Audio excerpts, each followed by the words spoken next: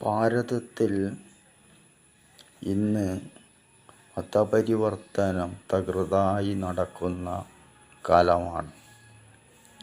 എന്നാൽ ഹിന്ദു സമൂഹം എന്തുകൊണ്ടാണ് ഇതിനെ എതിർക്കുന്നത് എന്ന് ഓരോ ഹിന്ദുവും ഒന്ന് ചിന്തിക്കേണ്ട ഒരു വിഷയമാണ്.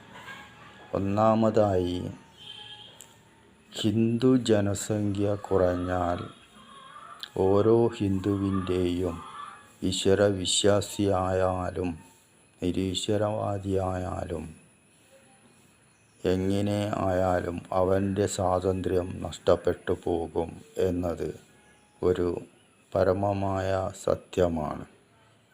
ഹിന്ദു ഭൂരിപക്ഷം എന്ന് നഷ്ടപ്പെടുന്നുവോ അന്ന് ഓരോ ഹിന്ദുവിൻ്റെയും കുടുംബത്തിൻ്റെയും സ്വാതന്ത്ര്യവും സംസ്കാരവും നഷ്ടപ്പെടും.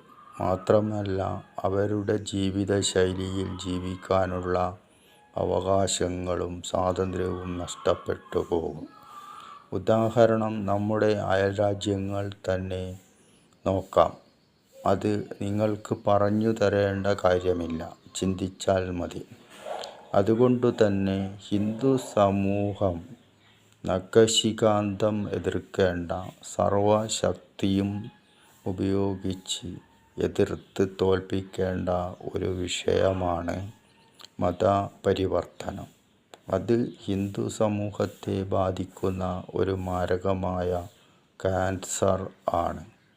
അതിനെതിരെ ഓരോ ഹിന്ദുവും ബോധവൽക്കരണം സ്വന്തം സമൂഹത്തിൽ നടത്തേണ്ടതുണ്ട്.